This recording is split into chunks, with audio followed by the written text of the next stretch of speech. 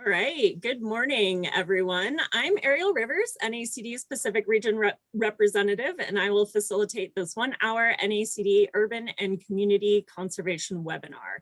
Thank you for joining us to learn about conservation assistance programs that incentivize stormwater management. We will record this webinar and post it on NACD's website, along with a PDF of the presentations for future access. Please share widely with your networks and anyone who may be interested in seeing this or previous presentations. Please keep yourself muted for the duration of today's webinar. After the presentations, we will have a question and answer session. Please type your questions in the chat box and the facilitator will read them for the recording. We'll address as many as we can. Now we will have an introduction from Ron Rohal, who is our Vice Chair of NACD's Urban and Community Resource Policy Group, which is part of our Natural Resources Policy Committee. Ron? Hey, thank you, Ariel. And I welcome all of you to the monthly Urban and Community webinars offered by the National Association of Conservation Districts through the support of our sole sponsor, the Scotts Miracle-Gro Company.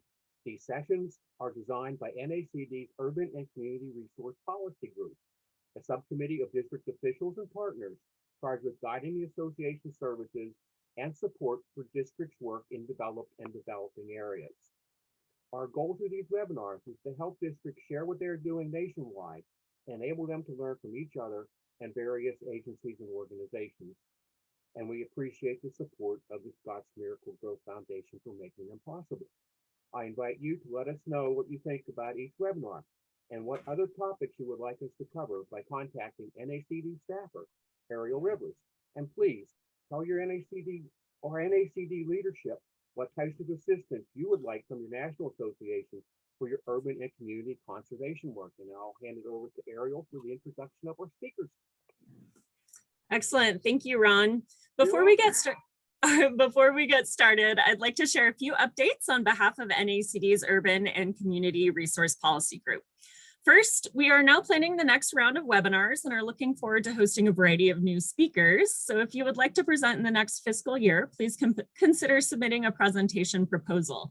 We are using an online form to collect information about people who would like to present, and I will link that in the chat box. And we are also seeking your feedback as attendees on the webinars so that we can continue to seek out speakers and topics that you're interested in. I'll also make sure to include that webinar evaluation form in the chat box. All right, and now I would like to introduce today's speakers. We have 3 speakers from Conservation District State Associations in the Southeast, each of which manage a conservation assistance program. First, we will hear from Kevin McLean, who is the Virginia Conservation Assistance Program Coordinator for the Virginia Association of Soil and Water Conservation Districts. His career and background have focused on natural resource management, constituency issues, and nonprofit leadership. He is also an avid photographer and enjoys hiking and visiting national parks with his wife, sons, and hound dog. Next, we will hear from Bryan Evans, who is a retired Soil and Water Conservation District Director for the Pitt County District in North Carolina and a lifelong resident of Pitt County. He has served as the Executive Director for the North Carolina Association of Soil and Water Conservation Districts for 4.5 years. And finally, we will hear from Katie Sponberger, who is a 2010 graduate of the University of Georgia with a degree in agribusiness. She has been with the Georgia Association of Conservation Districts since 2017 and currently serves as Executive Director. So thank you all for your presentations today. And with that, I'll hand it over to Kevin to share your screen and start your presentation. Thank you very much, Ariel. Good afternoon, everybody, or good morning, depending on where you're joining from.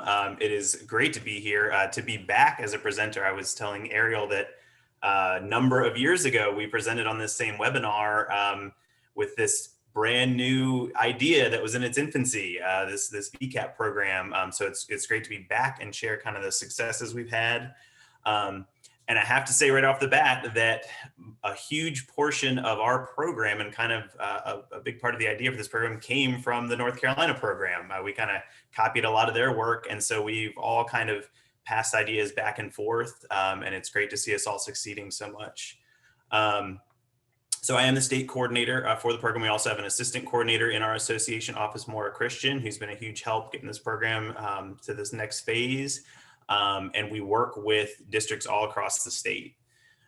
So here's just a little bit of kind of an overview and a little bit about the grassroots growth that we've pursued over the last few years. So VCAP as an idea started with just 4 districts as far back as 2012.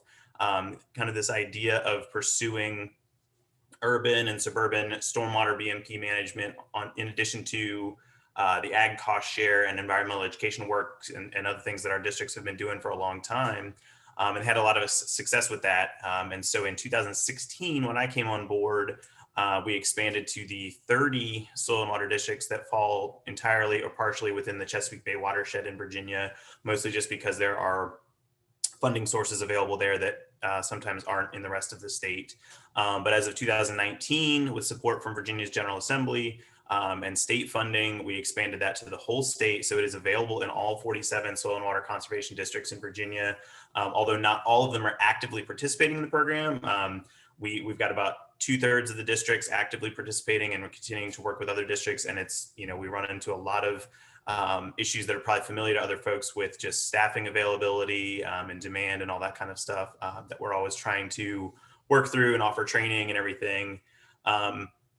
What you can see on this graph here, what is pretty telling, is how funding is tied directly to implementation. I'm sure that's pretty obvious to most of us, that the more funding we get, the more implementation we see, and it has grown and grown over the years. What we saw last year as a result of COVID and everyone staying at home was more demand than we've ever seen before. I think everybody was kind of stuck at home, either bored or just looking for projects to work on, and demand kind of skyrocketed. And luckily this year, we're now seeing a huge budget surplus in our state.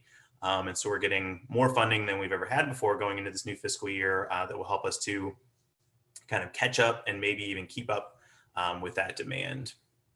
At this point, we have either completed or are in the process of completing over 700 stormwater BMPs. Considering in 2016 we did, I think, 16 total.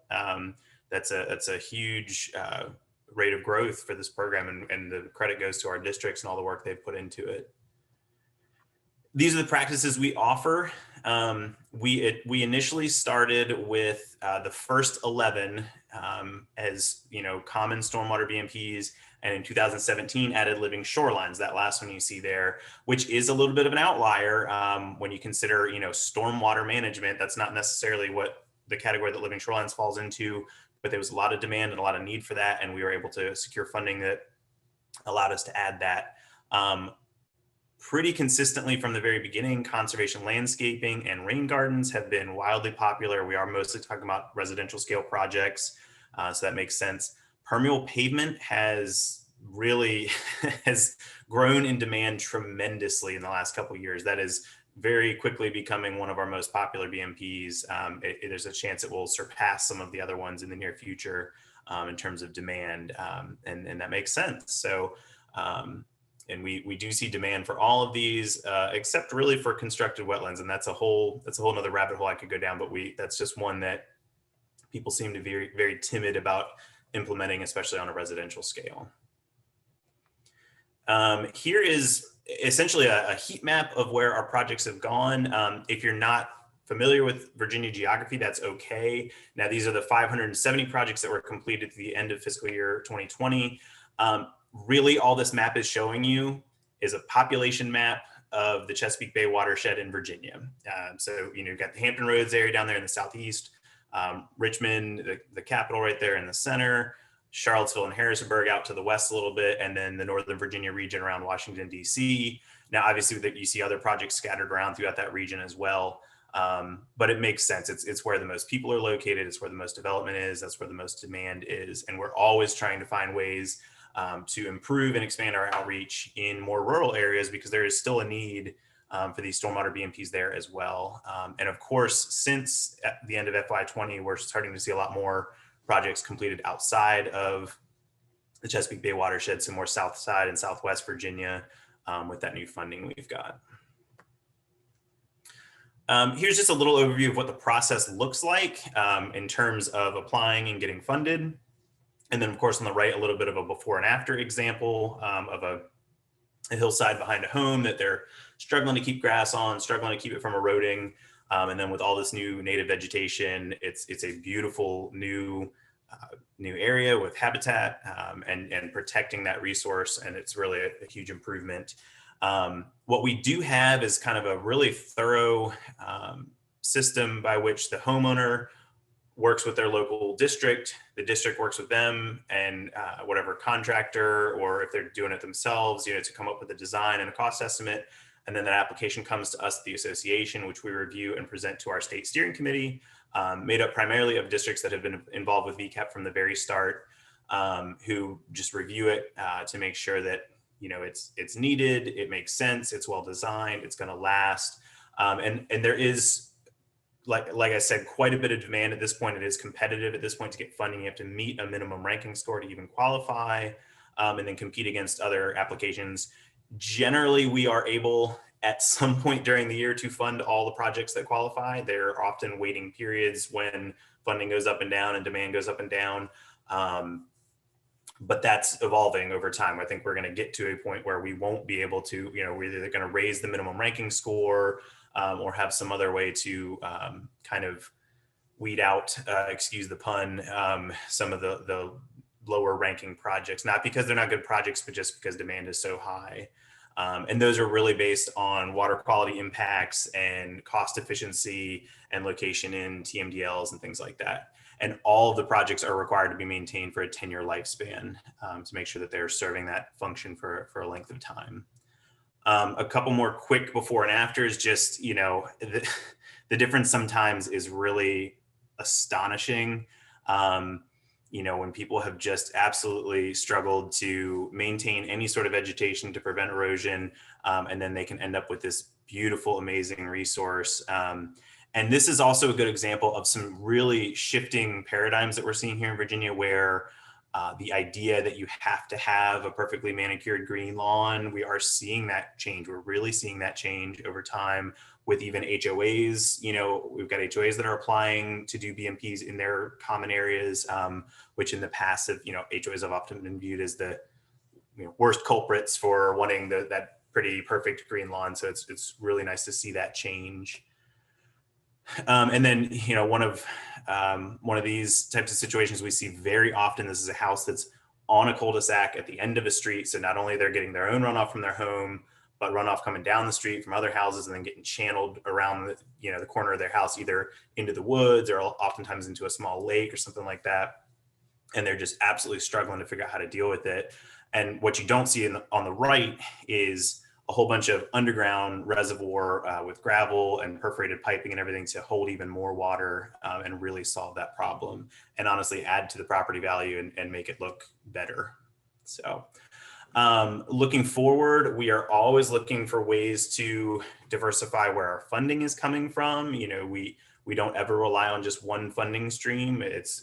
We have a number of different grants, private and federal grants. We work with several state agencies to help us with funding, and are always looking for new ways to diversify that to make sure that we can always maintain funding. We are really starting to look into how we can serve a broader audience, people of diverse demographic backgrounds, providing access to people who even with cost share may not be able to afford the upfront costs before they get reimbursed. We want to broaden that audience, and then also just always finding other ways to provide educational resources, to do more outreach, so that even if we're not providing cost share to someone, we can help them with work they do on their own property. So I was told to keep it to 10 minutes. I'm often long-winded when I start talking about VCAP because I'm very passionate about it, but try to get through that real quick. My contact information is there. And then of course, I'll be available during the panel portion to answer any questions. And with that, I'm gonna pass it to Bryan. Yeah, thank you, Kevin. I appreciate Ariel setting this up, giving us an opportunity to talk about our CCAP program. Everybody's got their own acronyms, and we can make up some pretty good ones, I think. But ours just basically stands for Community Conservation Assistance Program. Get my screen shared here. And pretty much this evolved out of, starting in 1986, we at General Assembly appropriated funds for our agricultural cost share program. And so since 1986, we have been doing various best management practices on agricultural land to address water quality issues, soil erosion and such. And we realized that many of our counties, or a lot of our counties, were having these pockets of urbanization that could really benefit from some of the same BMPs that we were using on our agricultural land. And being these folks were taxpayers as well, we felt like, we had an opportunity through the conservation district to deliver this urbanized type program, with a more urban program.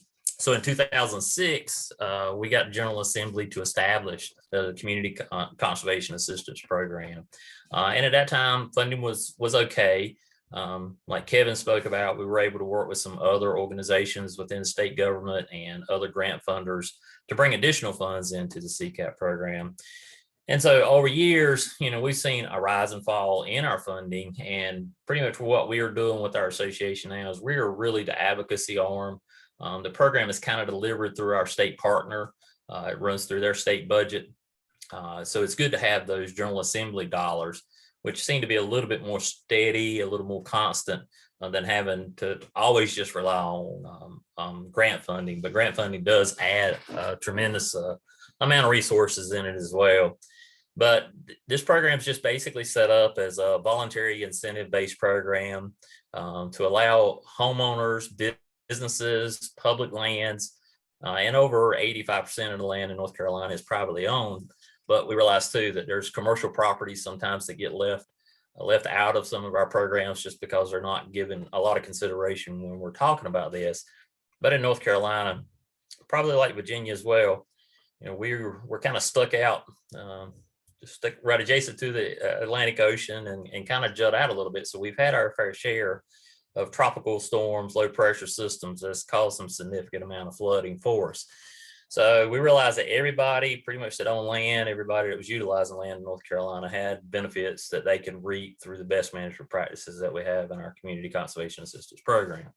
So pretty much what we do is any land that is not, that is considered non-agriculture. So in other words, if you have a piece of property that's got farmland on it and you've got a home site on it, if the damage or the concern or water resource concern is coming from the developed portion of the land or the residential portion of that land, this is where our CCAP program would come in. If it's being caused by agriculture, our general statute is pretty specific that we keep our program separate.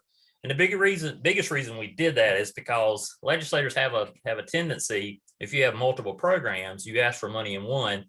Sometimes they just want to take money from your other programs to supplement the program that you're asking for there. So we've always tried to keep a very direct distinction between our community program versus our ag program. Right now, what we're doing, when we first started, this has been a statewide program. All 100 counties in North Carolina can participate in the CCAP program. And at one time, every county got an initial allocation.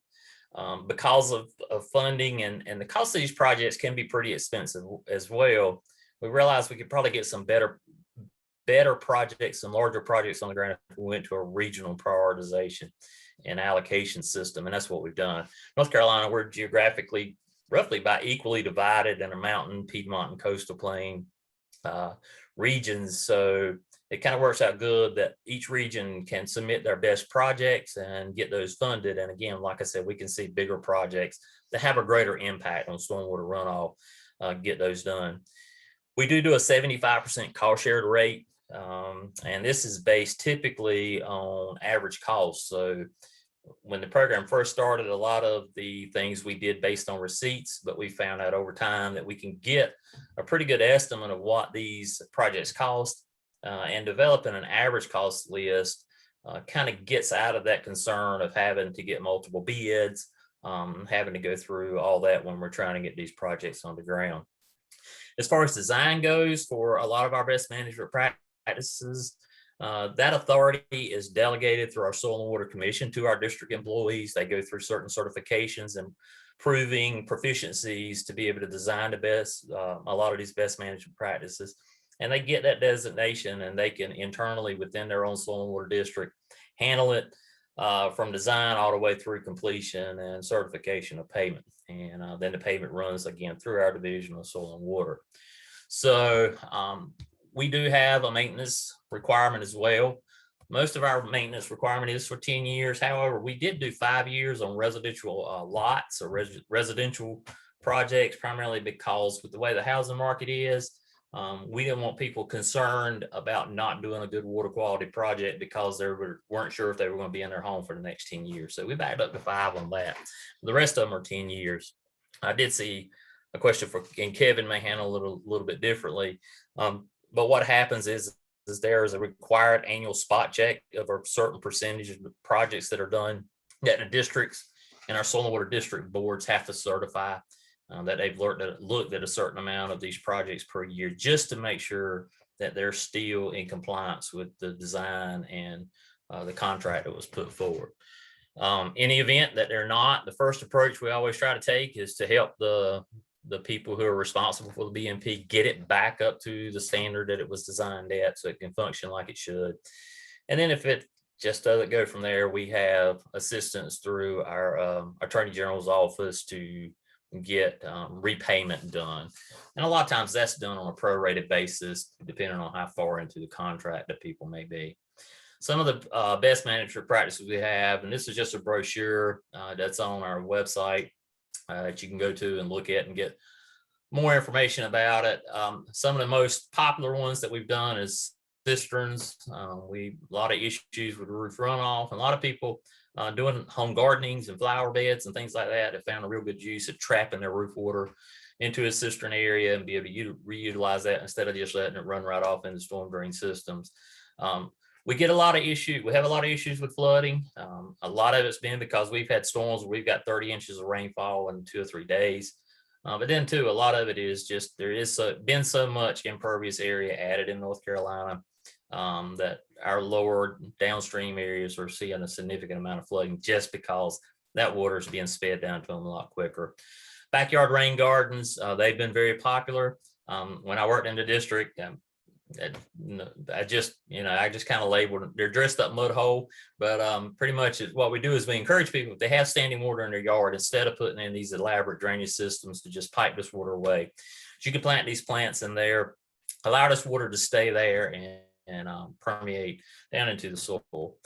We do rely a lot in North Carolina on deep wells, which we utilize our aquifer systems for. We have seen a significant depletion in those aquifers, so getting some recharge back in those were important as well. And this, along with our stormwater wetlands and our backyard wetlands, go to contribute to helping there as well. So those have, like I said, been very popular. The backyard rain gardens are not that expensive of a project to put in. The stormwater wetlands, depending on the size of them, they can be pretty significant in cost. And then riparian buffers, we all know the benefits of that. But probably one of the more popular ones that we've had here recently is our marsh seals, or what we consider our living shorelines. This is not just for our coastal areas, right on the ocean or right on the backside of the sound, but we've used a lot of these up in our riverine systems as they're adjacent to the estuaries and the sound areas. But what we've seen is for years, bulkheading has been a common practice for people who have shoreline property. They just do not hold up. They're not environmentally friendly. But these marsh seals or these living shorelines that we've been putting in have proven through some pretty significant storms that they are very beneficial in protecting those shoreline areas, and also add some really, really good habitat. That's gotten us some really good exposure with our legislators as well. They like to see the benefits for homeowners, but they also like to see the benefits for the environment as well.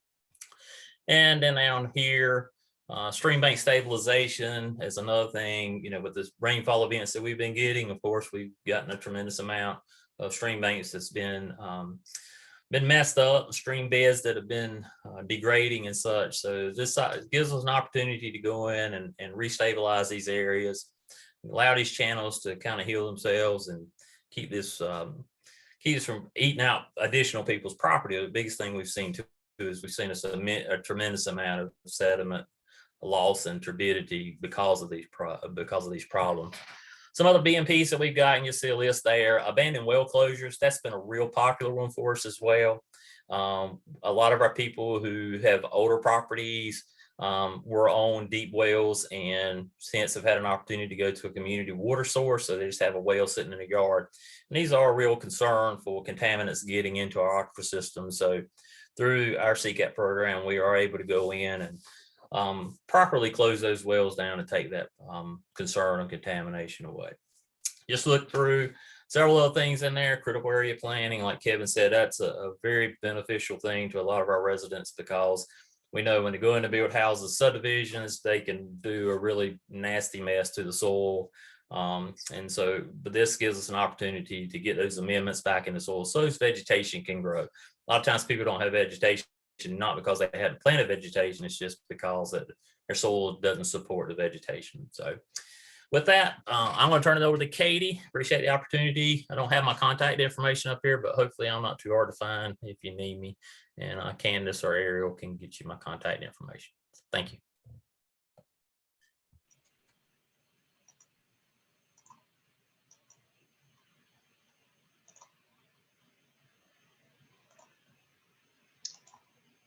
All right, well, thank you to NACD for inviting me to participate today. Thank you all for joining us on this webinar, and I'm excited to give you all some more information about our new urban conservation program that we call the Georgia Conservation Assistance Program, or GCAP for short. And I am Katie Sponberger. I am the Executive Director of the Georgia Association of Conservation Districts. And the Georgia Conservation Assistance Program is a partnership between GACD, the United States Department of Agriculture, the Cobb County Conservation District, the Fulton County Conservation District, and Trees Atlanta. And through GCAP, we provide full funding for the installation of stormwater control practices on residential properties located in Cobb and Fulton counties. So right now, this is a pilot program for us. So we are just getting started. For right now, this project is only available in Cobb County and Fulton County. And you can see from the map here, those two counties are highlighted in orange. Fulton County, the county seat is Atlanta, Georgia, and Fulton County is the highest populated county in the state of Georgia and our only county with a population of over 1 million residents. And Cobb County is our third highest populated county in Georgia, and the county seat there is Marietta. So we do hope to expand this program to other urban areas of the state, but right now we are just available in those two counties.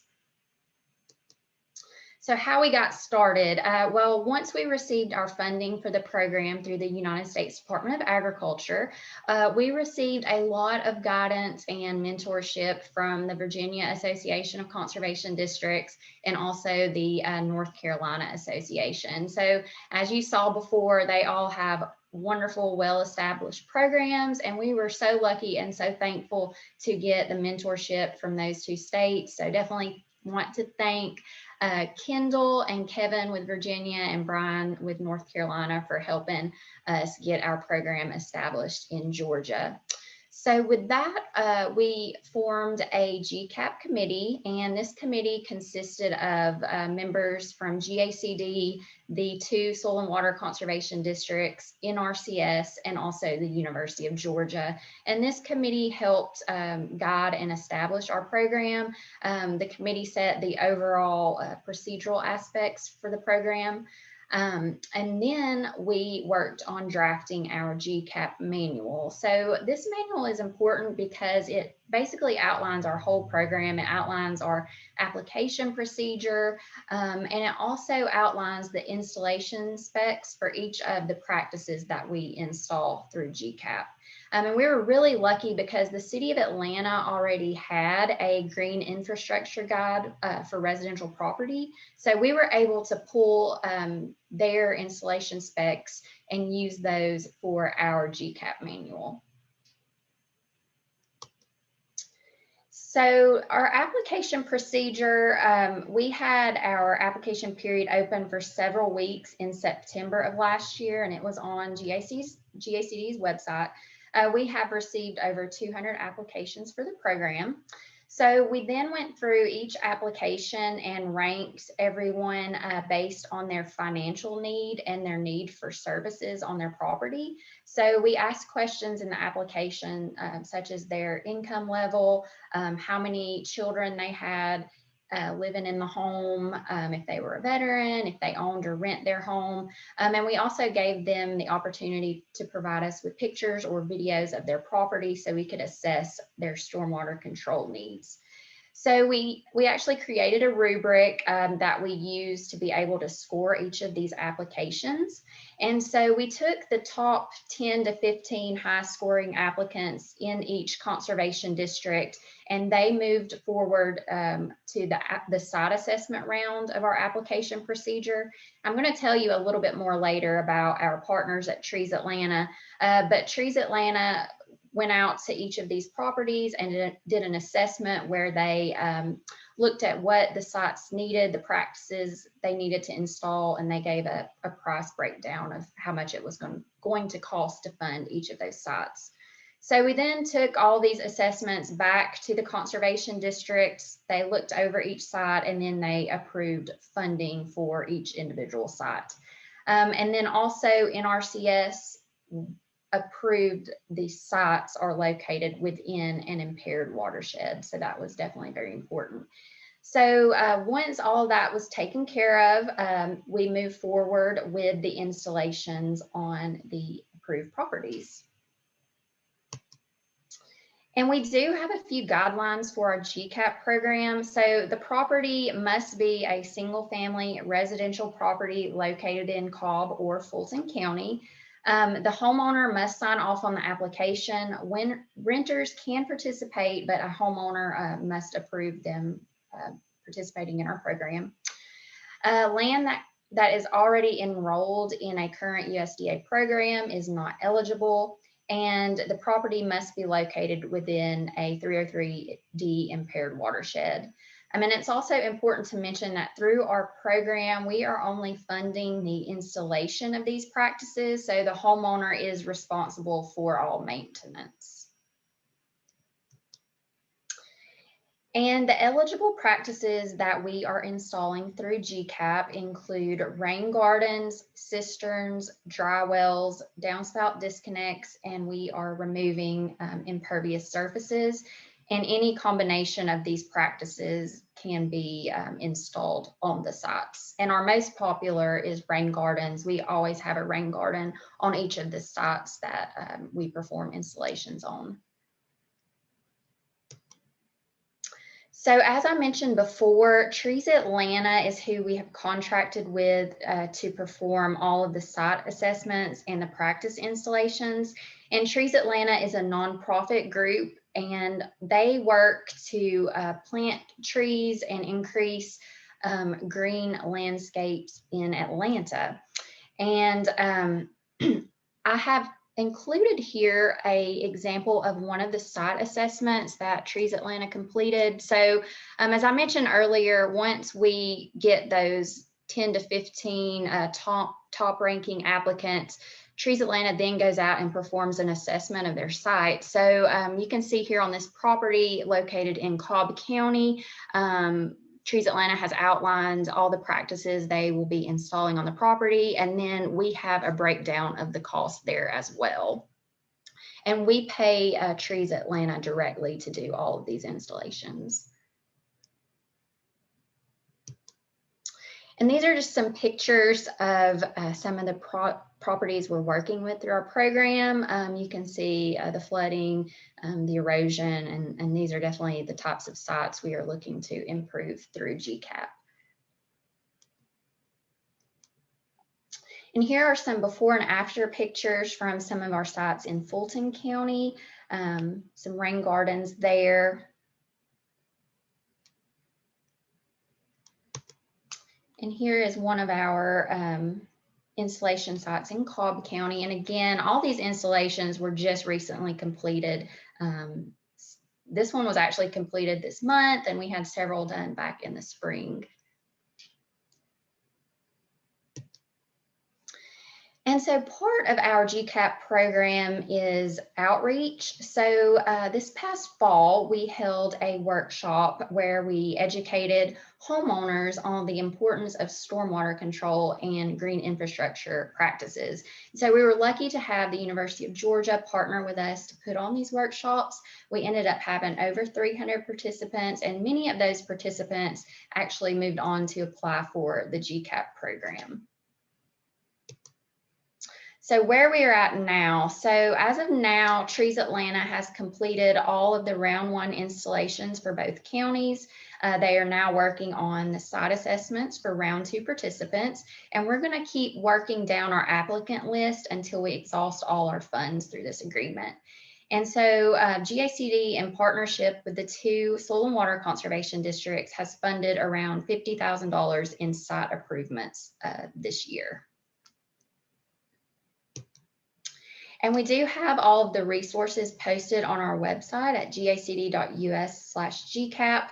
We have our manual posted there. We also have the webinar that we presented in conjunction with the University of Georgia. And we also have just some information and frequently asked questions posted there as well. And I'm happy to answer any follow-up questions anyone has. Here is my contact information. And we also have a Facebook page, so you can give us a like there as well.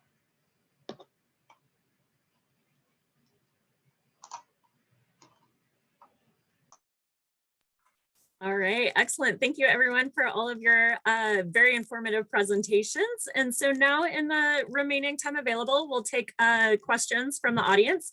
Please enter your questions in the chat box and I'll read those out loud so that we can make sure to capture those for the recording.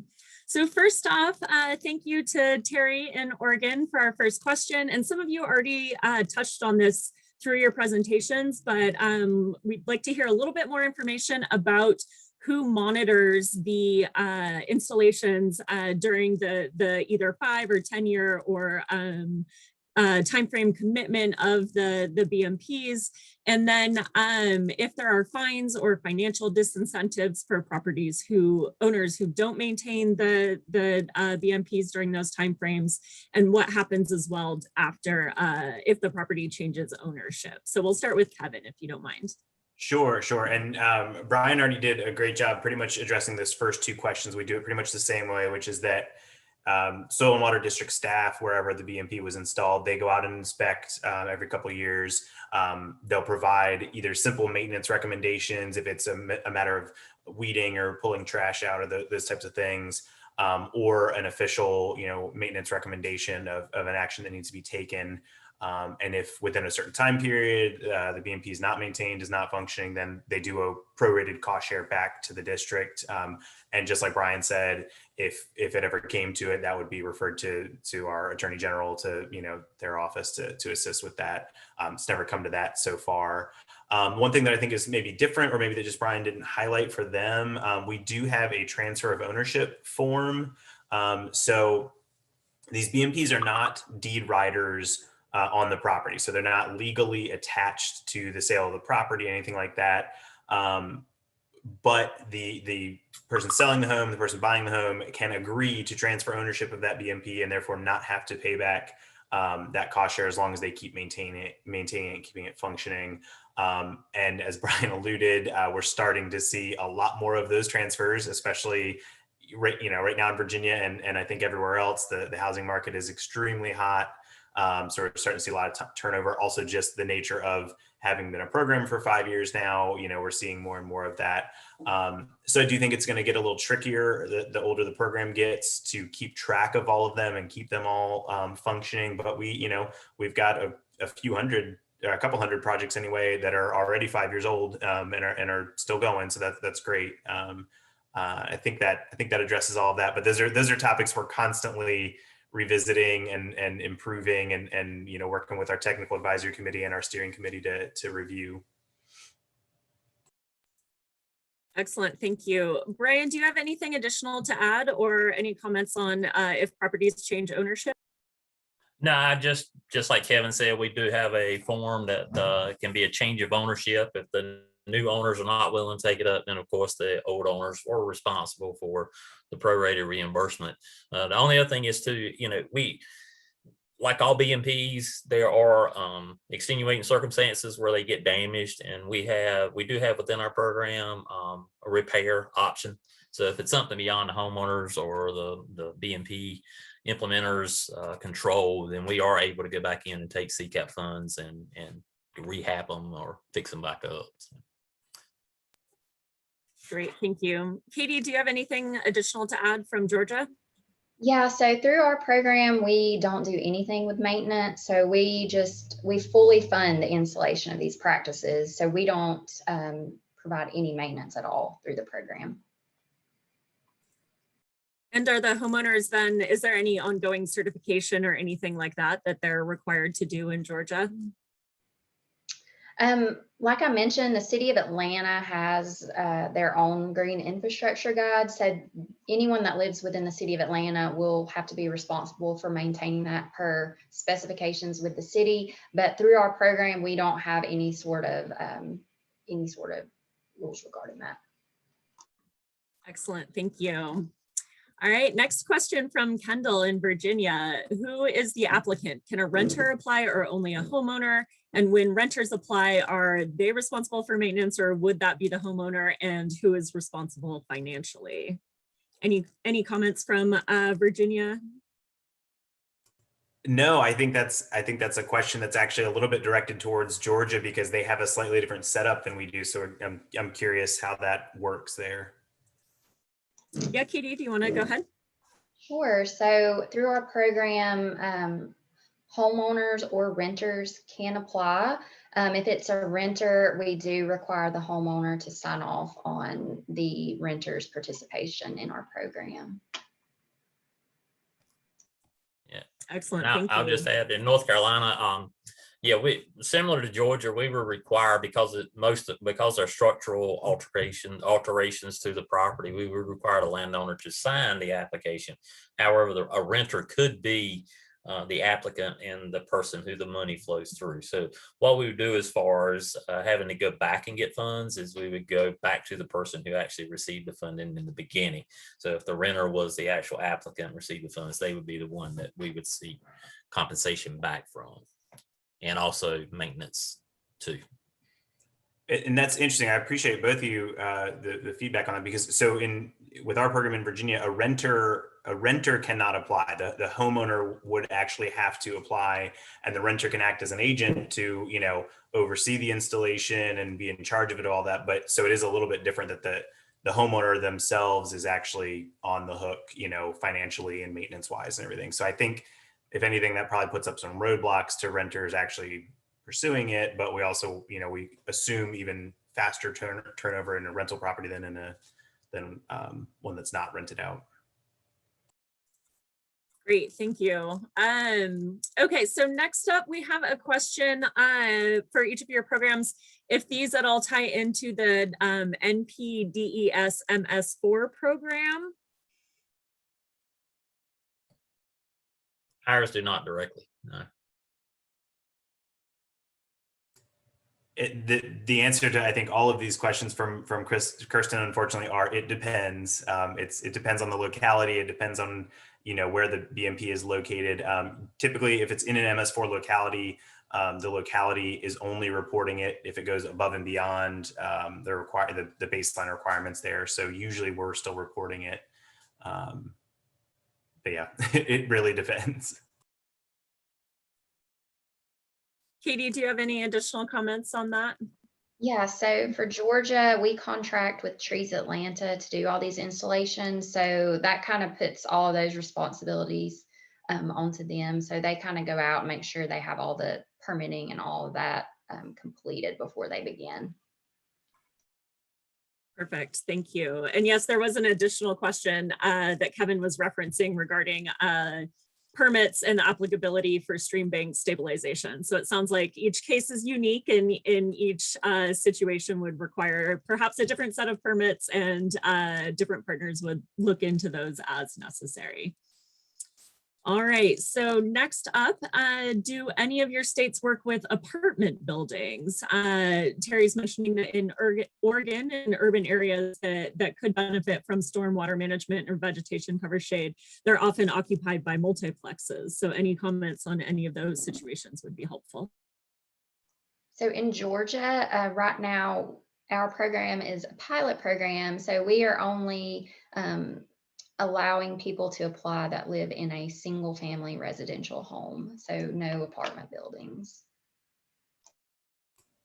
So yeah, Terry, these are great questions. And broadly, the answer from Virginia is yes. But the references I made to HOAs and to renters both would apply here. So if it's like a condo building, and the person living there owns the yard outside of their unit, then absolutely they can apply. We see that quite a bit, especially townhomes up in Northern Virginia, especially. Otherwise, if it's communally owned green space outside the building, either the HOA or the company that owns the apartment building would have to apply and be responsible for it, especially if it's a shared space. And we don't see that. Unfortunately, we don't see that much with apartment buildings. I'm making a huge generalization here, but I think generally the companies owning apartment buildings are more focused on keeping up with the landscaping, staying on top of things, and aren't necessarily pursuing these more, best management practices. But with HOAs, we're seeing that quite a bit more, where in the common areas in HOAs, often where a lot of stormwater from other properties is funneled, but also just as a great showcase location, we're seeing that quite a bit, and that really is very encouraging. Yeah, nothing to add. I think Katie and Kevin pretty much covered it for North Carolina too. Thank you. Excellent, thank you. And now we have a question from our Urban RPG chair, Alex Schmidt. He is asking if any of your programs are funding or looking into funding deep tine soil quality restorations.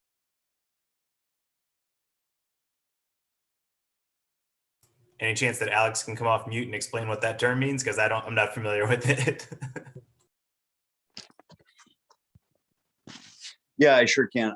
So one of the things that we find that we're doing quite a bit in Iowa, where the topsoils have been removed from new construction areas or areas that just have generally depleted soils from having been fertilized over and over the years, we're starting to fund programs for soil quality restorations, where we're going in with a deep tine core aerator, pulling a 3 to 4 inch plug, and then top dressing with compost, working that into those plug holes, and then overseeding with that. And we're seeing a dramatic reduction in overland runoff with that.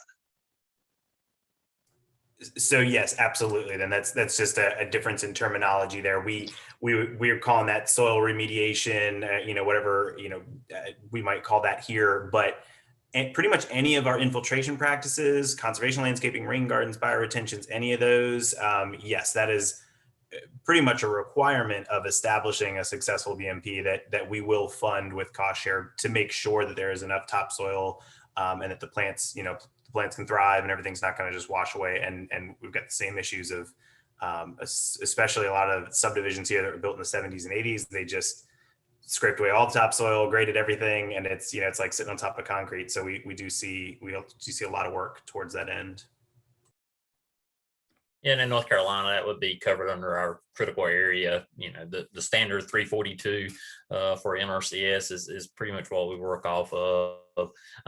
However, we don't have anything in there for like subsoiling or anything like that. A lot of ours is, we do have hard pan issues, but a lot of our issues are just topsoil's being, vegetation's been denuded and topsoil's been removed. So again, people are just putting seed out there and soil's too acidic or just need some amendment. So again, just trying to get some of that organic matter back would be part of ours covered under that. Excellent, thank you. So I do have a question from the perspective of each of your associations and how these programs are managed.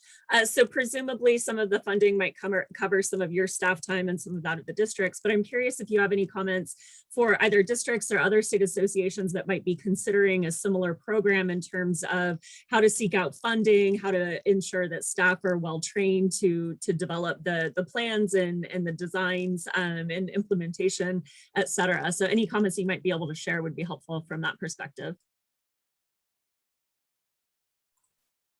Kevin, if you don't mind starting. Sure, absolutely. So I was thinking earlier in this call that I may be calling Bryan again soon, because we've been toying with the idea of a district staff certification program for VCAP, of actually getting certified to, review and oversee the installations of these BMPs, which is something he alluded to. But generally speaking, we operate on a pretty thin operational budget. Almost everything we get is going towards cost share and a technical assistance payment to districts. It's myself and Maura at the state association, and that's fairly recent. It was just me for the first few years. And then, that's just kind of covering us and our travel and some marketing initiatives and some trainings that we do. But on the district level, it's up to every district, what kind of staff availability they have. Oftentimes, most of the time, I would say VCAP is one responsibility of a person, along with other programs. There's really only a handful of districts that have like a dedicated urban conservationist on staff or something like that. But we're always trying to provide training and additional resources. We've pivoted to all virtual trainings in the last year and a half. But I think we're still having some success with that. And we do, every time a project is completed, we do pay the district a small TA payment that we recognize is not enough to offset the time and the effort that goes into it, but at least can help. And we're actually right now with a new grant piloting a new idea of giving upfront operational costs to a district, then followed by those cost share payments and everything down the line as they implement projects, to see if that will really, increase the rate at which implementation happens, and then go back to the state of Virginia and say, hey, look, we tried this new model with a few districts. We gave them some money up front so they could plan a little better, and look how many more, BMPs they did over the course of a few years. So we'll see, but we're always going in with these grant applications and everything of, 80%, 90% of the money is going to go to cost share and TA, to projects in the ground. And that seems to be our best selling point for that.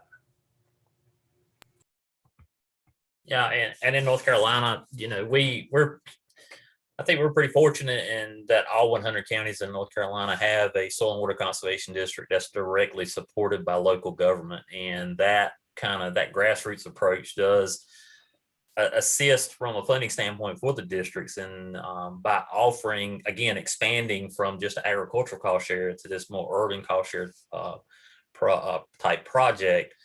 Many times, a lot of the counties see the additional benefit there, and they're willing to provide the additional funding.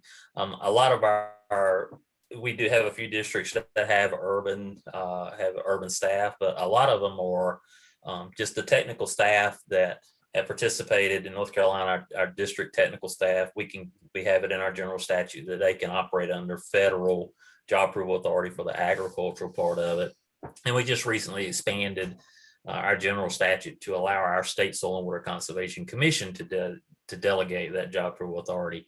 And for some time now, with the CCAP program, our state soil and water commission has been able to delegate that authority to those employees who, again, demonstrated their knowledge, skills, and abilities to design, oversee, and sign off on these practices. So, training, as I think Kevin alluded to, it's a very important part of it. It's probably one of the most important parts of this, of the success of the program. When if you're going out that far with it, having the employees within the district, kind of a one-stop shop. An landowner has the issue, they come to soil and water district.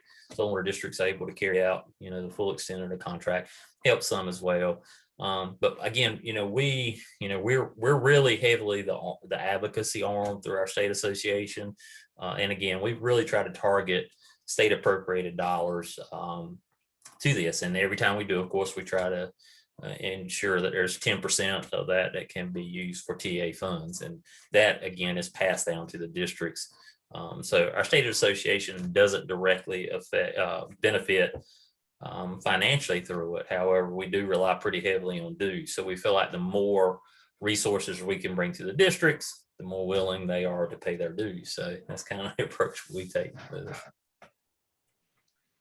Yeah, so in Georgia, we are, this whole program is funded under one agreement with the USDA. So we are on limited funds here. So we don't have any staff in place right now. I pretty much manage the program, and we have some other GACD staff that help out in the management program managing the program when they can, sorry. But if we do expand this program, that is one thing, we would definitely be interested in adding on as a dedicated staff member to administer the program.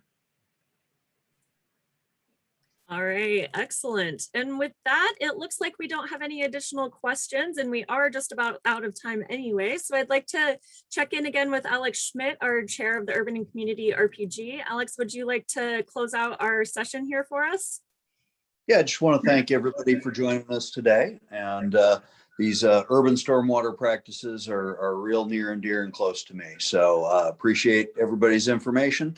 And just want to thank Scott's Miracle Grow Foundation again for providing the funding for this program. Everybody enjoy the rest of your week. Excellent. Thank you, everyone. And I'll make sure to pass the the video link to all registrants of the session. And I'll include Kevin, Katie, and Brian's contact information as well. So thank you very much. And I look forward to seeing all of you again soon. All right. Thank you all.